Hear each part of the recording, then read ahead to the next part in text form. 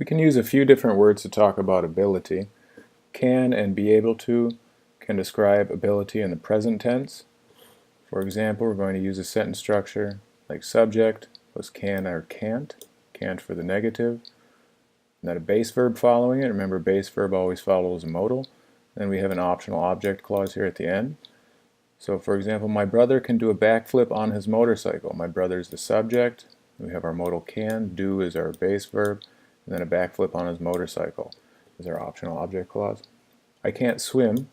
So again, I'm not able to swim. I can't swim. I do not have the ability to swim. I don't swim. These are all similarly related sentences. I is the subject, can't, negative, modal, and then swim is our base verb. Sally can knit very pretty sweaters. Sally's our subject, can is our modal, knit is our base verb, and then very pretty sweaters is our object clause.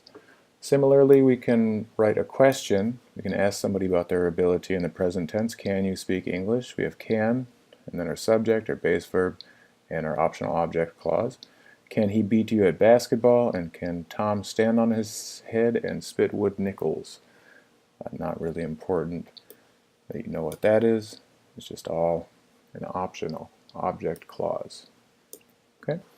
Next one, be able to. Same type of thing, basically interchangeable. Exact same sentence structure. We start with the subject and then our negative, right? Positive or negative. Can, can't. Be able to. Be not able to. Followed by the base verb.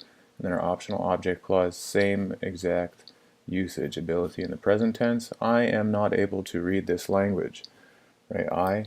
Then we can use the contraction form I'm in speech especially, or informal writing.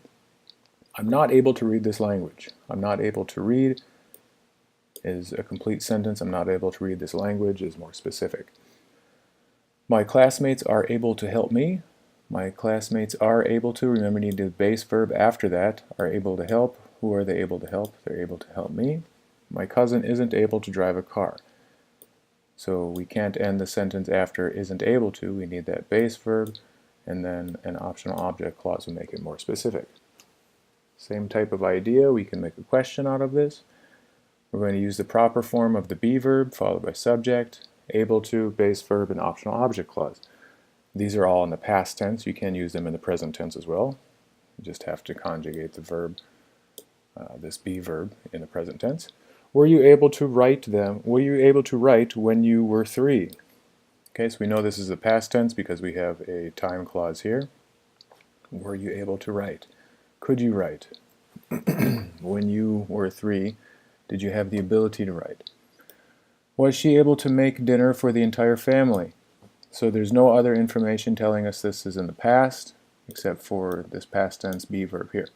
Was Laura able to run the entire race? Once again, no time clause, and so we must know through context and then this verb here that it's in the past tense. Next up, we have subject plus could or couldn't. Could or couldn't is used for the past tense. We have an optional time clause in the beginning here. We can also put the time clause at the end of the sentence, as we discussed earlier, looking at time clauses as a specific or primary grammar function.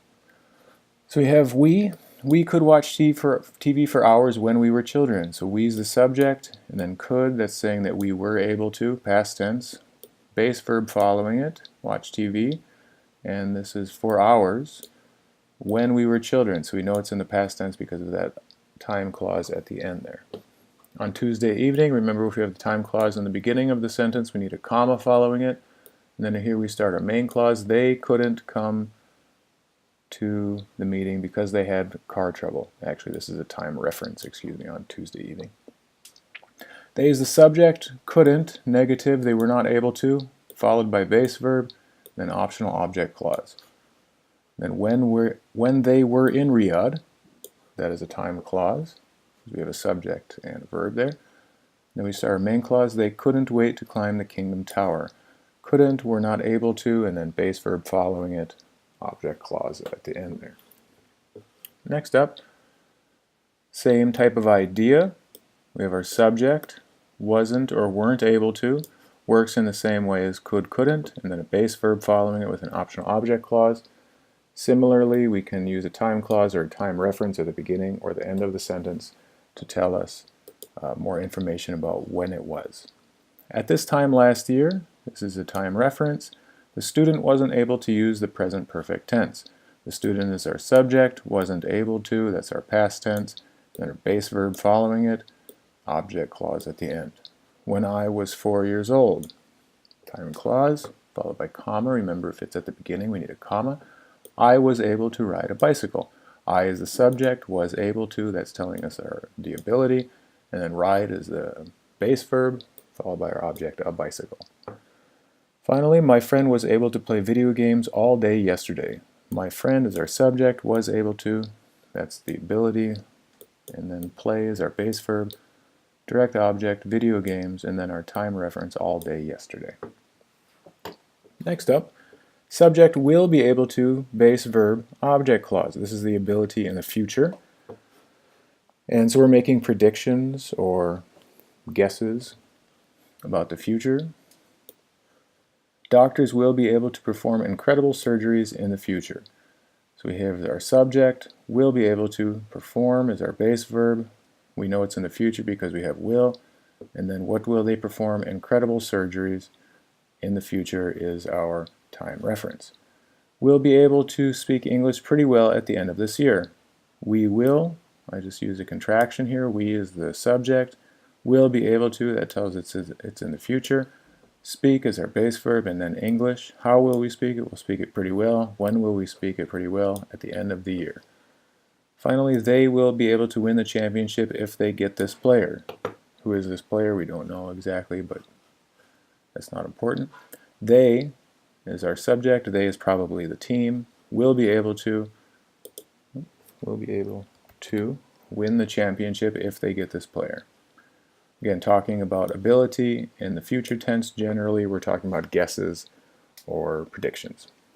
We can make a question out of that same sentence format. Will subject be able to, base verb, object clause. Will the team recruit my favorite player?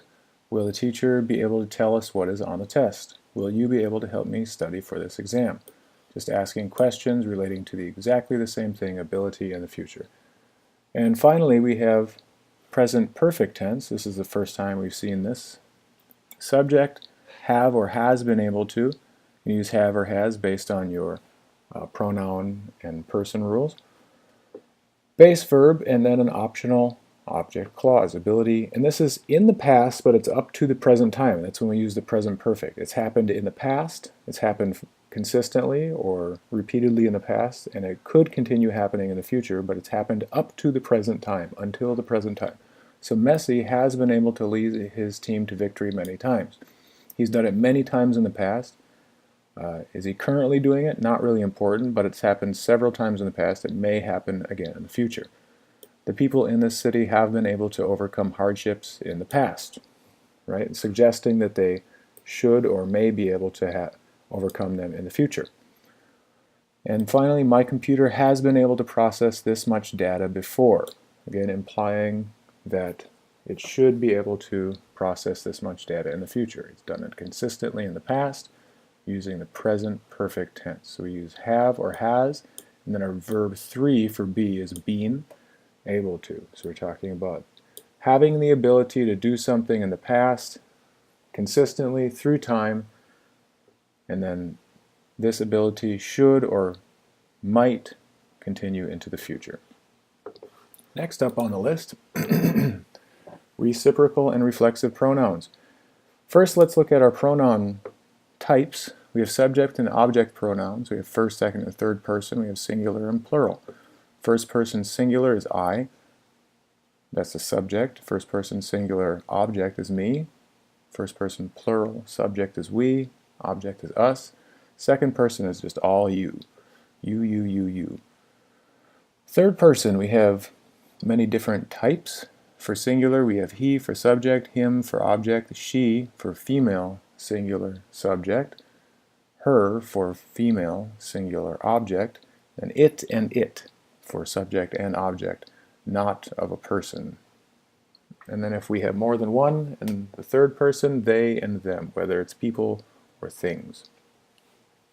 Our reflexive pronouns are made by taking those subject pronouns and changing them into something different. So I changes into myself, we turns into ourselves, you yourself or yourselves. This is singular, that's plural. She turns into herself, he turns into himself, it turns into itself, and they into themselves. Remember, any person, place, or thing can be a third person pronoun, right? So I taught myself how to play snooker. It means nobody else taught me. I did the teaching of myself. So the subject and the object are the same person, right? I is the subject and myself is the object of the teaching, right? What did I teach myself? I taught myself how to play snooker or billiards of some kind. Jerry and Jen put themselves, remember Jerry and Jen are they, two people. Jerry and Jen put themselves through college by working part-time jobs. Put themselves through college means that they paid for their own college. And so the subject is the same as the object. Right? Jerry and Jen put themselves through college by working part-time jobs. My dad helped himself to another plate of chicken and rice, or rice and chicken. My dad is the subject. Who did he help? He helped himself, right? So he got his own plate of rice and chicken. One student prepared himself by making flashcards. So this one particular student prepared, who did he prepare? He prepared himself. And how did he do that? By making flashcards, probably of the vocabulary. Next up, reciprocal pronouns. Reciprocal pronouns are when the subject and object are the same people and have the same relationships. Same people and same relationships. When the subject and object are the same people and the people have a relationship, excuse me. That's not too clear. Let's look at our usage here. The students helped each other or one another. It means student A helped student B, and student B helped student C, and student C helped student A, and they didn't help themselves, right? So the subject and the object, these are plural, right? The subject and the object are the same, but not in the same way as we have here, right? So each student is not helping himself or herself, but they are helping each other. It means, again, one student is helping another student, and that other student is helping yet another student, and so they are helping each other. They're helping among each other, or with one another. They're not helping themselves. They're not working independently. They're working together. Right? Be kind to each other or one another. This is an imperative sentence. Be kind to one another. Who is the subject? You or all people should be kind to each other. It means that they should not just be kind to themselves. It's not an independent action. It's an action that happens together, right, with each other or one another. People should look out for one another, same type of thing. They're not just looking out for themselves. They're not acting independently. They're acting in and among each other or together, right? So this person looks out for this person, and this person looks out for that other person, and they help in and among each other. Right? So we usually or often use each other and one another in the same way. And so while